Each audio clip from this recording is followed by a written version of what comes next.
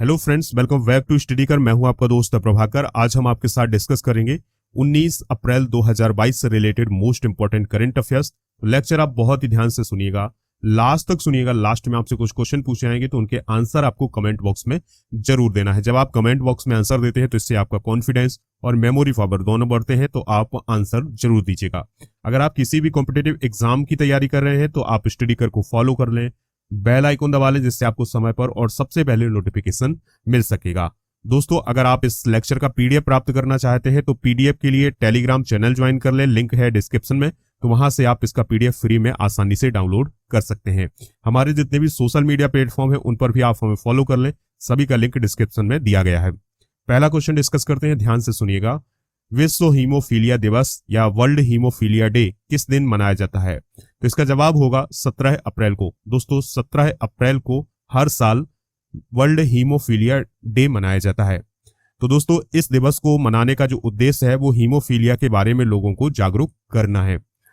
World federation of haemophilia के द्वारा 1989 से यह दिवस मनाया जा रहा है। ये आप पॉइंट नोट करिएगा। दोस्तों, हीमोफीलिया है क्या, चलिए इसको हम समझ लेते हैं। तो हीमोफीलिया जो है वो एक आनुवांशिक बीमारी है। आनुवांशिक बीमारी का मतलब है कि ये एक पीढ़ी से दूसरी पीढ़ी में ट्रांसफर होने वाली बीमारी है, और इस बीमारी में शरीर में रक्त का थक्का नहीं जमता है। यानी अगर दोस्तों कभी चोट लग जाती है हीमोफीलिया से ग्रसित किसी व्यक्ति को, तो उसके शरीर से रक्त लगातार निकलता रहता है। इसलिए ये जो व्यक्ति होते हैं ये चोट लगने से अपने आप को बचाते हैं कि अगर कभी चोट लगती है तो अगर उसे हीमोफीलिया है तो दोस्तों उसके रक्त का थक्का नहीं बनेगा, इसलिए उसकी गंभीर स्थिति बन जाएगी। अब आपको याद रखना है कि ये बीमारी जो है वो फैलती कैसी है। तो दोस्तों, ये जो बीमारी है ये फीमेल के माध्यम से फैलती है, यानी महिलाएं या औरतें जो है वो इस बीमारी को ट्रांसफर करती है दूसरे व्यक्ति में। लेकिन ये जो बीमारी है ये आमतौर पर पुरुषों में होने वाली बीमारी है। यानी हीमोफीलिया जो है वो आमतौर पर पुरुषों में होती है, और इस बीमारी को एक पीढ़ी से दूसरी पीढ़ी में ट्रांसफर करने वाला कौन होता है? तो वो होता है कोई फीमेल। ठीक है, तो ये सभी पॉइंट आप नोट जरूर करेंगे। अब रक्त का थक्का क्यों नहीं जमता है? क्योंकि रक्त में रक्त को थक्का बनाने वाले जो प्रोटीन होते हैं उनकी कमी हो जाती है, जिससे रक्त का थक्का नहीं बनता है। अगला प्रश्न है, यूक्रेन और रूस से गेहूं की दुनिया के सबसे बड़े आयातक देश मिस्र ने किस देश को गेहूं आपूर्तिकर्ताओं में से एक के रूप में मंजूरी दी है? तो इसका आंसर होगा भारत। यानी दोस्तों, जो मिस्र है, या इसको हम इजिप्ट भी बोलते हैं, तो जब मिस्र या इजिप्ट बोला जाए तो दोस्तों आपको एक ही अर्थ में समझना है। तो मिस्र जो है वो अब तक रूस और यूक्रेन से गेहूं का आयात करता था, यानी वहां से इंपोर्ट करता था गेहूं को। लेकिन अब यूक्रेन और रूस के बीच जो लड़ाई चल रही है, युद्ध हो रहा है, उससे गेहूं की आपूर्ति नहीं हो पा रही है। तो अब मिस्र जो है वो भारत से गेहूं को इंपोर्ट कर रहा है। तो उसने गेहूं आपूर्तिकर्ता के रूप में मंजूरी दी है किसको? भारत को। तो दोस्तों इसका आंसर हो जाएगा इंडिया, यानी भारत। ठीक है दोस्तों, यूक्रेन और रूस से गेहूं के दुनिया के सबसे बड़े आयातक मिस्र ने भारत को गेहूं आपूर्तिकर्ता के रूप में हाल ही में मंजूरी दी है। भारत लगभग 10 लाख टन गेहूं की आपूर्ति करेगा, जिसमें से अप्रैल में 2,40,000 टन गेहूं की आपूर्ति की जाएगी। यानी जो इंडिया है वो इजिप्ट को, यानी मिस्र को अप्रैल महीने में 2,40,000 टन गेहूं की आपूर्ति करने वाला है। मिस्र एक साल में यूक्रेन और रूस और अन्य देशों से 11 से 12 मिलियन टन गेहूं खरीदता है। यानी आप समझ सकते हैं कि जो मिस्र है वो यूक्रेन और रूस पर कितना निर्भर है गेहूं के लिए।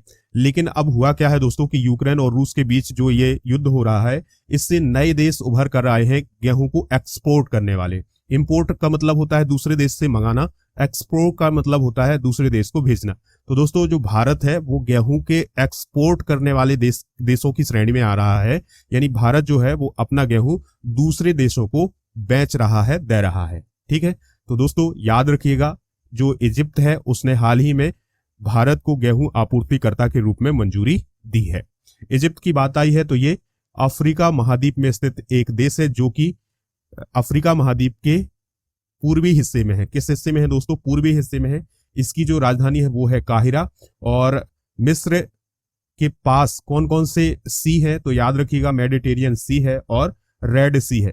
और मेडिटेरियन सी और रेड सी के बीच में कौन सी नहर है, याद रखिएगा सुएज नहर है। कई बार एग्जाम में पूछा गया क्वेश्चन है कि मेडिटेरियन सी और रेड सी के बीच में कौन सी नहर है, तो सुएज नहर है। और इजिप्ट के बीचों बीच से गुजरने वाली नदी का नाम क्या है, तो नील नदी है। कौन सी नदी है दोस्तों, नील नदी है। और जो इजिप्ट है इसके पूर्वी हिस्से में गल्फ और सुएज है, यानी गल्फ की खाड़ी भी स्थित है। ठीक है, तो ये सभी पॉइंट आप नोट कर सकते हैं। चलिए फ्रेंड्स, अगला प्रश्न डिस्कस करते हैं, ध्यान से सुनिएगा। हाल ही में सड़क परिवहन और राजमार्ग मंत्रालय ने किस पोर्टल को डेवलप किया है, तो दोस्तों which portal has been recently developed by the ministry of road transport and highway. तो दोस्तों कौन सा पोर्टल विकसित किया है सड़क परिवहन और राजमार्ग मंत्रालय ने, तो आंसर है इसका EDAR। क्या दोस्तों, EDAR। EDAR का फुल फॉर्म क्या होता है, तो इलेक्ट्रिक डिटेल्ड एक्सीडेंट रिपोर्ट, यानी एक ऐसा पोर्टल जिससे सड़क पर अगर कोई भी दुर्घटना होती है, कोई भी एक्सीडेंट होता है, तो उसकी तत्काल जानकारी इस पोर्टल पर मिल जाएगी, जिससे दुर्घटना वाले स्थान पर तुरंत राहत पहुंचाई जा सकती है। ठीक है दोस्तों, तो ये पॉइंट आप नोट कर लेंगे। अगला प्रश्न है, विश्व विरासत दिवस 2022 यानी वर्ल्ड हेरिटेज डे 2022 की थीम क्या है, तो इसका आंसर है हेरिटेज एंड क्लाइमेट, यानी धरोहर और जलवायु। याद रखिएगा हिंदी और इंग्लिश दोनों में हेरिटेज एंड क्लाइमेट इंग्लिश में है और हिंदी में है धरोहर और जलवायु। तो विश्व विरासत दिवस 2022 की थीम क्या है, हेरिटेज एंड क्लाइमेट। तो दोस्तों विश्व विरासत दिवस कब मनाया जाता है, 18 अप्रैल को मनाया जाता है, ये आप याद रखिएगा। और इस दिन को मनाने का जो उद्देश्य है वो लोगों को ऐतिहासिक और नेचुरल धरोहरों के संरक्षण और महत्व के बारे में परिचित कराना है। भारत के पास कुल मिलाकर के अभी वर्तमान में 40 विश्व धरोहर स्थल हैं, जिसमें से 32 सांस्कृतिक हैं, 7 प्राकृतिक हैं और 1 मिश्रित संपत्ति है। तो दोस्तों ये सभी पॉइंट आप नोट जरूर करिएगा। अगला प्रश्न है, ब्रिटेन के prime minister Boris Johnson Bharat के किस राज्य का दौरा करेंगे। तो दोस्तों अभी हाल ही में बोरिस जॉनसन जो है वो इंडिया की यात्रा पर आने वाले हैं, और वो किस राज्य की यात्रा करेंगे या किस राज्य का दौरा करेंगे, तो इसका आंसर होगा गुजरात का दौरा करेंगे। यानी इंडिया की जब वो यात्रा करेंगे तो गुजरात भी जाएंगे। कौन, बोरिस जॉनसन। तो दोस्तों prime minister Boris Johnson United kingdom के प्राइम मिनिस्टर हैं, यानी यूके के प्राइम मिनिस्टर हैं, और वो 21-22 अप्रैल को भारत की ऑफिशियल यात्रा पर आ रहे हैं।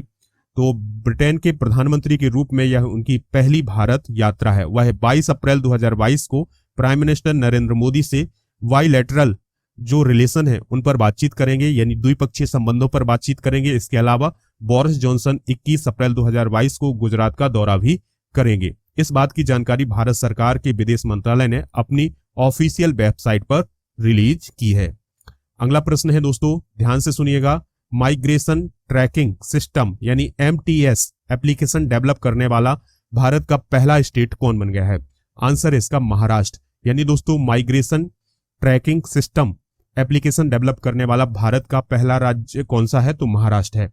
तो दोस्तों राज्य के महिला एवं बाल विकास विभाग ने इसे पिछले साल नवंबर में उच्च आदिवासी आबादी वाले 6 जिलों में पायलट प्रोजेक्ट के रूप में इसे लॉन्च किया था। इसका उद्देश्य क्या है, तो दोस्तों जो माइग्रेशन ट्रैकिंग सिस्टम एप्लीकेशन है इसका उद्देश्य है कि जो प्रवासी कामगार हैं वो कहां पर जाते हैं, कहां पर आते हैं, ये सब इस सब बातों को ट्रैक करना इस एप्लीकेशन का उद्देश्य है। ठीक है दोस्तों, तो याद रखिएगा जो महाराष्ट्र है, महाराष्ट्र के चीफ मिनिस्टर कौन है, उद्धव ठाकरे हैं, और यहाँ के जो गवर्नर हैं वो है भगत सिंह कोश्यारी। अगला प्रश्न है, किस राज्य ने सिद्धलिंग स्वामी की जयंती को एकीकरण दिवस यानी इंटीग्रेशन डे के रूप में मनाने की घोषणा की है। तो वह कौन सा स्टेट है जो इंटीग्रेशन डे मनाएगा, तो आंसर है इसका कर्नाटका। यानी कर्नाटक स्टेट में इंटीग्रेशन डे यानी एकीकरण दिवस मनाया जाएगा सिद्धलिंगा स्वामी जी की जयंती पर। ठीक है दोस्तों, तो कर्नाटक के जो चीफ मिनिस्टर है बासावराज बोम्मई, उन्होंने हाल ही में यह घोषणा की है कि सिद्धलिंग स्वामी जी की जयंती को एकीकरण दिवस के रूप में मनाया जाएगा। दोस्तों अगर हम बात करें सिद्धलिंग स्वामी जी की, तो इन्होंने कप्पाटा गुड्डा बचाओ आंदोलन का नेतृत्व किया था, जिसके बाद इस क्षेत्र को वन्य जीव अभ्यारण्य घोषित किया गया था। किस क्षेत्र को, कप्पाटा गुड्डा नामक जो क्षेत्र था उस क्षेत्र को वन्य जीव अभ्यारण्य घोषित किया गया था। ठीक है, तो याद रखना है सिद्धलिंग स्वामी जी की जयंती को एकीकरण दिवस के रूप में मनाया जाएगा। कहां पर? कर्नाटक में। कर्नाटक की चीफ मिनिस्टर कौन है? वासव राज बोम्मई है। अगला और लास्ट क्वेश्चन है दोस्तों, ध्यान से सुनिएगा। हाल ही में किसे मैलकम आदिसेसिया पुरस्कार 2022 दिया गया है? आंसर है इसका प्रभात पटनायक। क्या नाम है दोस्तों? प्रभात पटनायक। तो प्रभात पटनायक को हाल ही में मैलकम आदिसेसिया पुरस्कार दिया गया है। तो दोस्तों प्रभात पटनायक जेएनयू में स्कूल ऑफ सोशल साइंस पढ़ा चुके हैं, केरल राज्य योजना बोर्ड के उपाध्यक्ष रह चुके हैं, और यह पुरस्कार हर साल मैलकम और एलिजाबेथ आदिसेसिया ट्रस्ट के द्वारा दिया जाता है। पुरस्कार में एक प्रशस्ति पत्र और 2 लाख रुपए की पुरस्कार राशि दी जाती है। ठीक है दोस्तों, और ये थे आज के मोस्ट इंपॉर्टेंट करंट अफेयर्स। आप इन सभी को नोट कर लें या फिर इसका पीडीएफ डाउनलोड कर लें टेलीग्राम चैनल से। अब आपसे कुछ क्वेश्चन पूछे जाएंगे तो उनके आंसर आपको कमेंट बॉक्स में जरूर देना है। पहला क्वेश्चन है इजिप्ट देश से कौन सी नदी गुजरती है? दूसरा क्वेश्चन है महाराष्ट्र के चीफ मिनिस्टर कौन है? तीसरा क्वेश्चन है ब्रिटेन के प्राइम मिनिस्टर वर्तमान में कौन है? तो ये तीनों क्वेश्चन के आंसर आप कमेंट बॉक्स में जरूर दीजिएगा, हमें इंतजार रहेगा आपके आंसर का। अगर आप अपनी तैयारी अनअकैडमी पर करना चाहते हैं तो राजा गुप्ता को फॉलो कर लें। आप कोड यूज करिएगा उनके लिए राजा नंबर 1। अगर आप कोई भी फ्री क्लास ज्वाइन करना चाहते हैं या कोई कोर्स परचेज करना चाहते हैं तो राजा नंबर 1 कोड जरूर यूज करिएगा। खबरी पर तो आप फॉलो हमें कर ही लेंगे, वहां पर आपको मोस्ट इंपॉर्टेंट ऑडियो लेक्चर मिलते हैं, तो आप खबरी पर जरूर फॉलो करें। अगर आपको ये लेक्चर पसंद आया है तो लाइक कर दें, दोस्तों को शेयर जरूर करें। मिलते हैं नेक्स्ट लेक्चर में। जय हिंद, वंदे मातरम।